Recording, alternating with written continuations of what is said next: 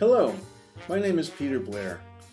Thank you for taking a few minutes to look at my new book called The Ultimate Blues Collection for Jazz Ensemble. I have a copy here to show you the cover.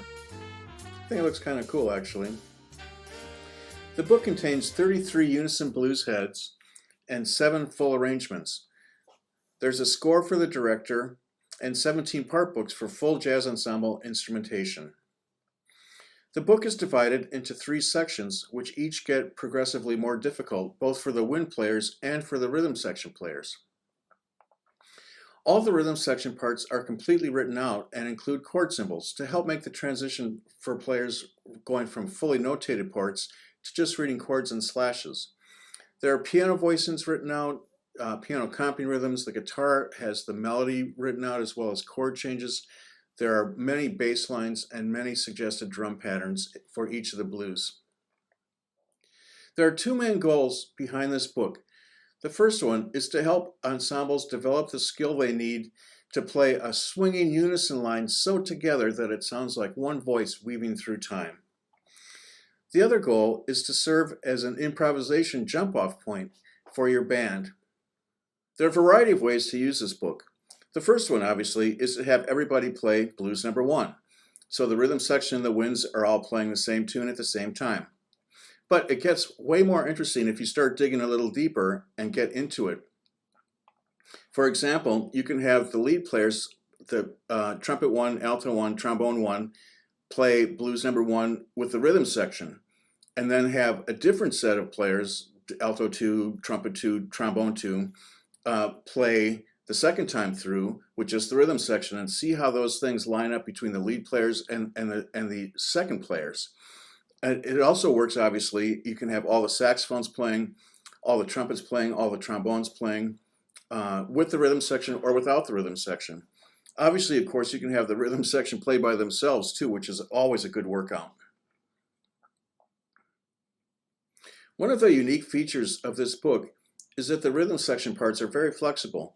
For example, while the band is playing blues number 1, if you play it multiple times, the rhythm section doesn't need to keep playing the same 12 bars over and over again.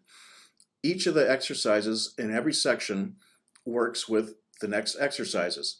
So if you're playing number 1, the rhythm section can move ahead to play exercise number 2, or exercise 3, or exercise number 9, and they'll get different voicings and different comping patterns that all work with blues number 1.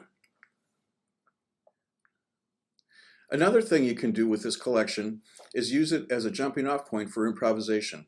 For example, everybody plays blues number 1, and the second time through, a soloist plays 12 bars with the rhythm section. The next time through, the whole band plays the head, and the fourth time through, a different soloist plays those 12 bars. Or you can also trade twos. The band plays 2 bars, soloist plays 2 bars, band plays 2 bars, soloist play 2 bars.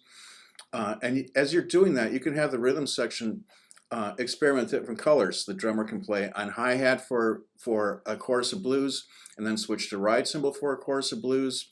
The piano player and the guitar player can take turns comping or laying out or making sure they're just not stepping on each other. So it's a really valuable tool for the rhythm section to stay involved and stay engaged and not just get bogged down in playing the same 12 bars over and over again.